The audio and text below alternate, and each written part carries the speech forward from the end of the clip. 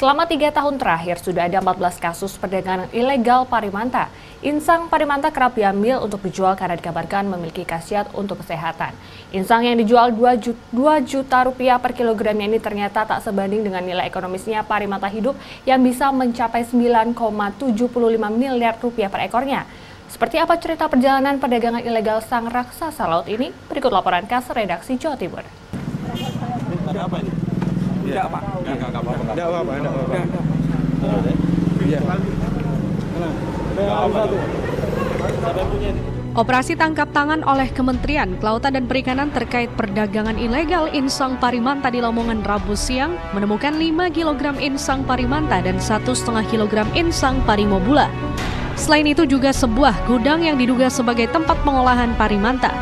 Nilai ekonomis yang dihitung atas OTT ini mencapai 156 miliar rupiah. Temuan di Lamongan bukanlah yang pertama kali. Sebelumnya sudah ada 13 kasus perdagangan bagian tubuh parimanta yang ditangani oleh Kementerian Kelautan dan Perikanan. Nilai ekonomis parimanta yang sangat tinggi menjadi pemicu terjadinya penangkapan secara ilegal. Bagian tubuh parimanta yang banyak diburu adalah insang karena dipercaya dapat meningkatkan stamina pria dewasa dan obat herbal untuk penyakit organ tubuh. 1 kilogram insang parimanta dapat dijual dengan harga 2 juta rupiah yang diperoleh dari 2 ekor parimanta. Hal ini jauh berbeda jika parimanta dibiarkan hidup. Nilai ekonomisnya mencapai 9,7 miliar rupiah per ekornya. Hingga kini populasi dari parimanta mengalami penurunan yang cukup drastis, yaitu 52% dan dikategorikan dalam Appendix 2 atau rentan punah. 2 jenis parimanta yang dilarang diburu di Indonesia adalah Manta alfredi dan Manta biostris. Dari aspek biologi, parimanta mencapai matang untuk bereproduksi adalah usia 6 hingga 15 tahun. Selain itu, jumlah anakan yang dihasilkan adalah 1 ekor dalam periode kehamilan 2 hingga 5 tahun. Menurut Balai Pengelolaan Sumber Daya Pesisir dan Laut, jalur perdagangan ikan yang dilindungi ini terpusat di kota besar yang selanjutnya dikirim ke berbagai negara. Untuk pintu ekspor, salah satu pintu ekspor di Indonesia ini adalah Surabaya. Sedangkan penangkapan, pemanfaatan parimanta ini kan banyak ditangkap di Indonesia Timur.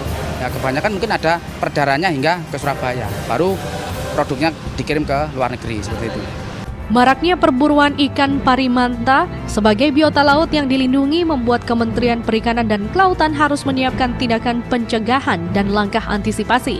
Kalau kita ngawasi sendiri memang cukup sulit ya Pak ya.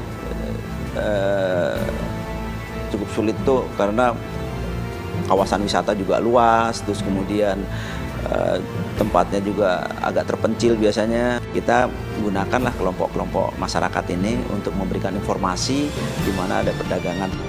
Sesuai dengan keputusan Kementerian Kelautan dan Perikanan nomor 4 tahun 2014, penangkapan dan perdagangan parimanta dan bagian-bagian tubuhnya dapat dikenakan sanksi hukuman. Program konservasi parimanta sedang digalakkan pemerintah Indonesia untuk tetap melestarikan ikan yang rentan punah ini. Harapannya, tahun 2020 bisa terwujud ekowisata parimanta berbasis masyarakat. Gita Gowinda, Lamongan.